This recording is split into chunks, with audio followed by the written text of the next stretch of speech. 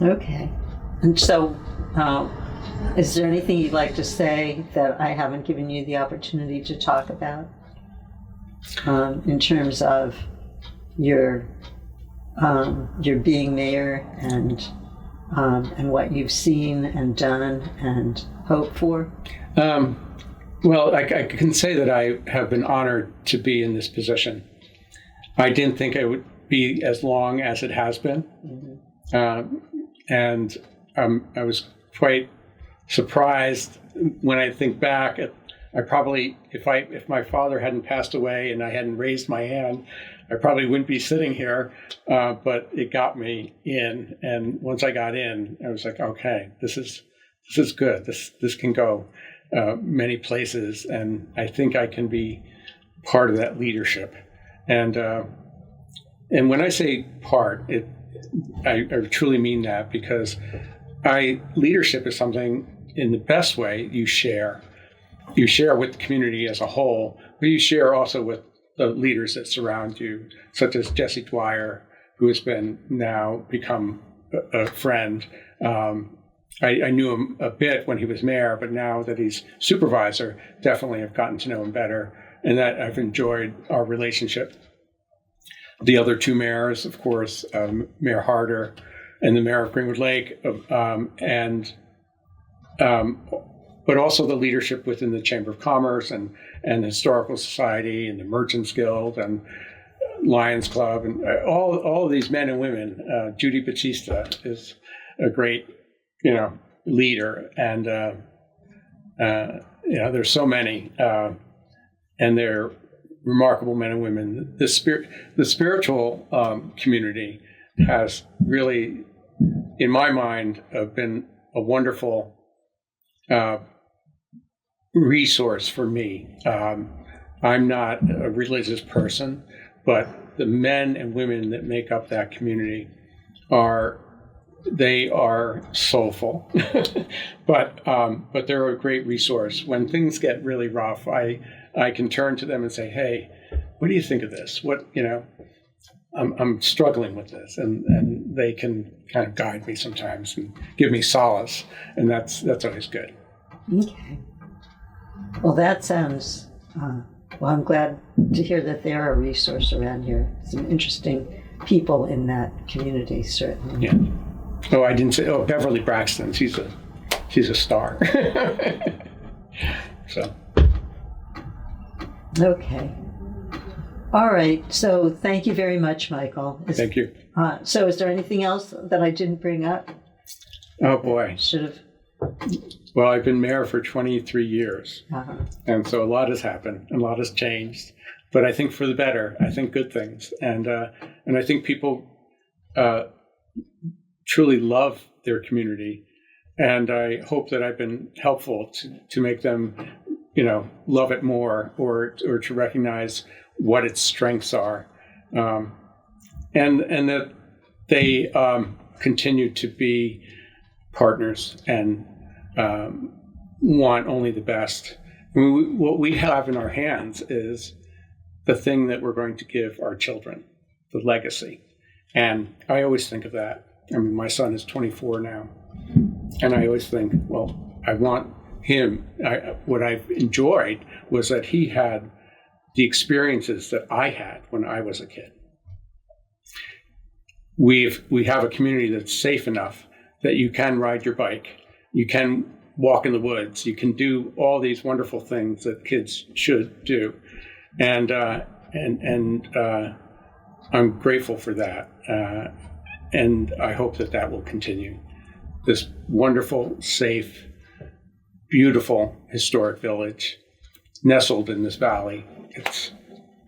What will you do when you're not mayor anymore? Do you have any plans for that? I will be in my studio painting. Mm-hmm. Have you had any shows around here? Not lately, no. Are you planning on doing that at all? Maybe I will, yeah. So. Okay. All right, thank you, Michael. Thank you. That was great. Thank you. Jess, if I have a question, and I hope that's okay. Is that right? Okay, so I think we have a housing affordability crisis here in America, right? Yes. And I think we can agree that it's a factor or an issue here in Warwick as well. Yes. So I'm curious what, if any, work is being done locally or here at your office to develop low-cost housing for people, so that our children can stay here Absolutely. and don't have to move away. Yes, it is a crisis. It's a crisis throughout the country. Specifically, New York State is trying to address it. We are a pro-housing community, which is an important kind of recognition, classification, which means that you are looking forward in terms of how you define and develop your housing within your community. In our comprehensive master plan, that's one of the major areas of focus. We call it middle housing. Sometimes it was called in the past workforce housing.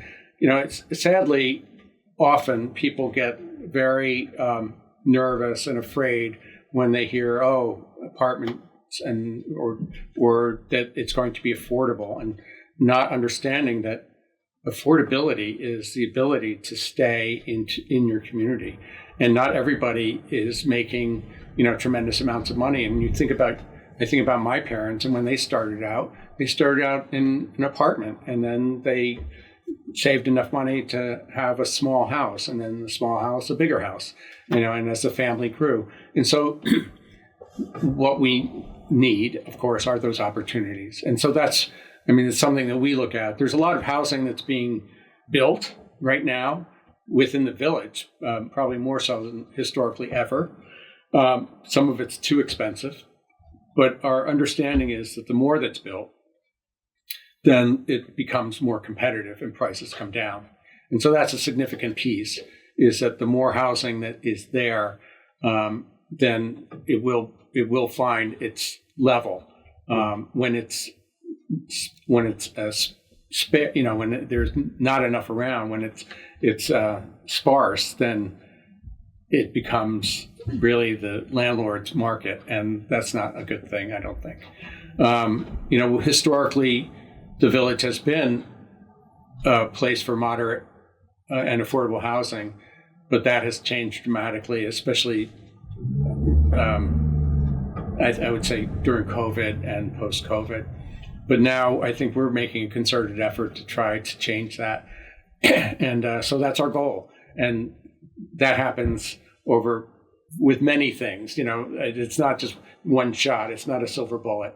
But it is really with a determination that is a key element. And we've spoken with developers and have explained to them the need for that type of housing.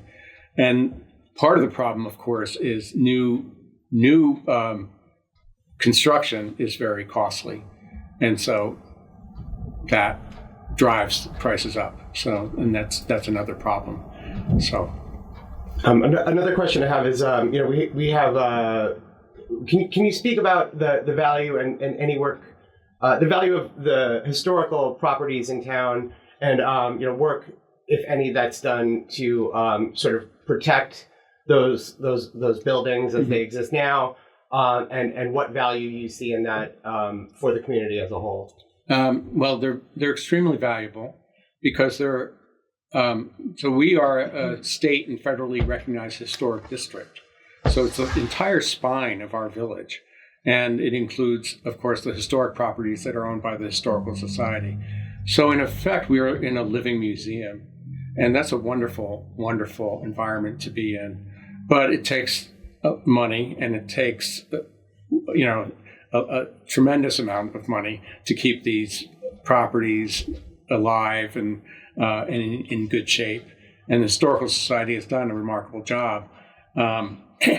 We help them in every way we can. We're really not allowed to be gifting, but what we do is we have an exchange. We'll help you, but you help us. You do programming that educates the community about the village and whatever, and then we can cut your lawn. So, right. Things of that nature. Mm-hmm. But it is something that I think we all have to understand the importance of it, because if it wasn't here, it would be a very dreary community. It would not be what it is. It's inspiring to look at some of these buildings, to look at the old school Baptist meeting house. It's picture perfect at any given time, and to have that as your kind of emblem, and that people know your village for, well, you better preserve that, you better protect it. And I have a good relationship with Christopher Sloan, who is the executive director, and I'm constantly passing on grants to him. Grants aren't always as easy as they seem because the administrative part of it is intense sometimes. But he's been doing some really good things, some strong things that will, I think, it's the leadership that the society needed. Great. You had mentioned also that you worked previously with the Architecture Review Board. Can you talk about some of that work that you did and how you think the town benefits from that? Yes. So I was on that board a long time ago now. And what's interesting is recently we have kind of reimagined that board. We've put in new members, 2 architects. Michael Bertolini is the chair, and who is connected with the Historical Society. He's their curator, and he brings a wealth of knowledge. It's remarkable. But we've sort of began to instill into that committee a sense of their importance, and I feel that they over time they felt that they were not being given that, and so I recognize that, and so we're working, hand in hand with them to make sure that they are an important piece of what happens in this community. For example, anything within the historic district has to go through a review process, and it's not terrible. It's really, they're very helpful. The idea here is it's a resource, so to start out there is a very important thing. And we're trying to make people more aware that they have to go there. That it's very important for them to check in and to hear the importance of their building and how that building can shine, how it can be even more beautiful with some very simple modifications sometimes. So it's I think that they're. It was interesting because they would not meet on a regular basis, and that was problematic. It was like they didn't have structure. And the new planning board secretary, I gave her the challenge. I said, this needs to be a structured board. This board needs to meet once a month at this time, whether there's something on the agenda or not. And they have been doing that religiously for about 6 months, and it's made quite a change. So I'm excited. Another question I have, just as a resident, is how do you see how has the community changed post-COVID? I'd just like to hear your take on that, and just any observations about life here after COVID. After COVID. Yeah, after. Well, what happened, I think, was that a lot of younger families moved here, and that was exciting to me to see that change. That change was slow before that, and it kind of became very rapid during and post. And because, of course, people recognized that they could work from home, so you had really less of a commuter population and more of people that were looking for neighborhoods, and they were looking for stability and beauty and walkability. So they were looking for all those things.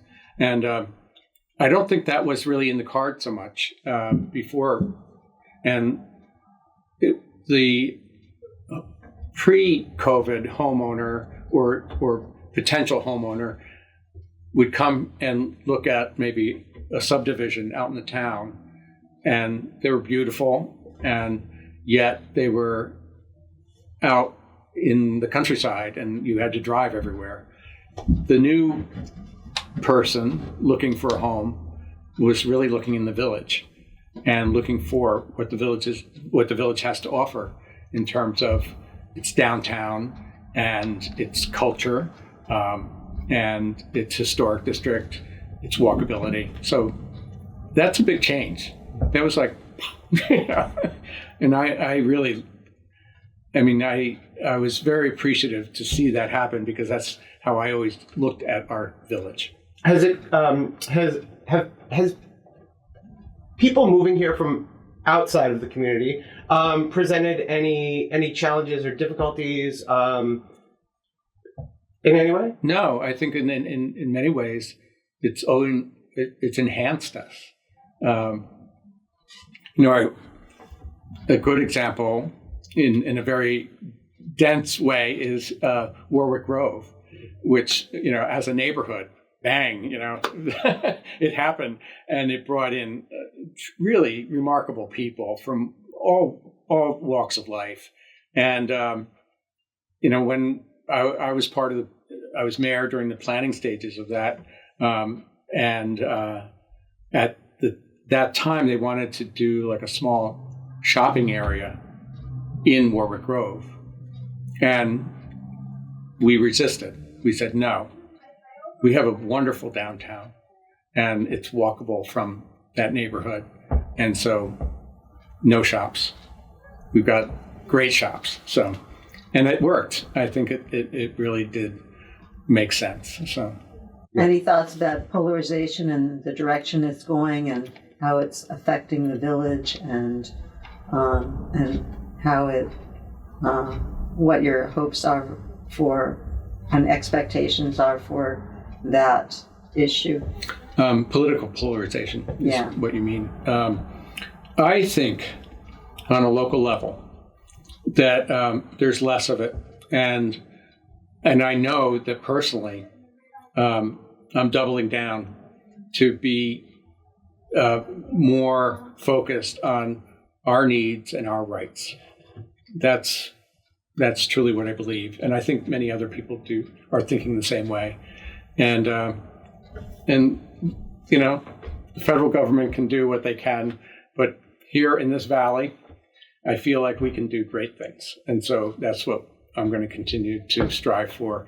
And I don't feel a polarization. If anything, I feel like a greater extending of hands to say, you know what, we're in this, and we've got to get through this, and there's more to it than just, one president, and we're a great country.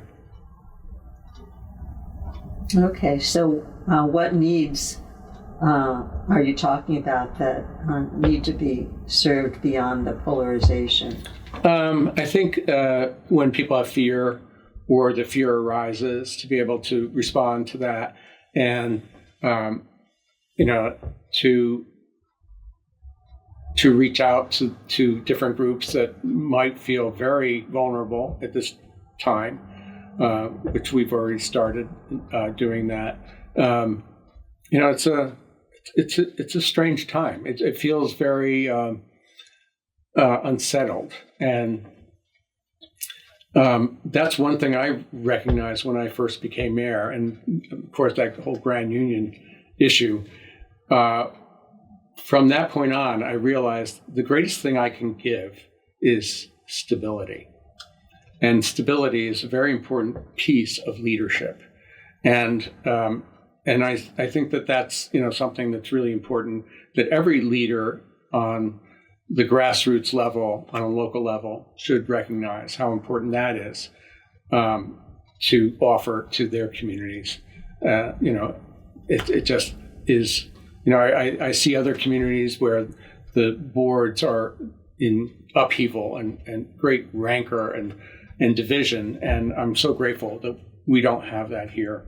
And I think it's because we really try to listen to each other, and we really try to understand what is on other people's minds and try to find common ground. And I think we've been pretty good at doing that, and we'll continue to do that. In terms of creating stability with the board, or what are you thinking of? I think with the board is an example. I mean, that shows. I mean, we're on live stream, twice a month. But also, when you have rancor, it kind of spills out. Stability within other parts of your government, with my office staff or with the Department of Public Works. Relationships, building relationships with the Chamber of Commerce, building relationships with the Historical Society, building relationships with all these wonderful active groups that are really trying to do community service. That's what it's all about. And I think that there's no ego involved in that. It's really about how can we do this better, and how can we make ourselves better? Okay. All right, thank you. Thank you.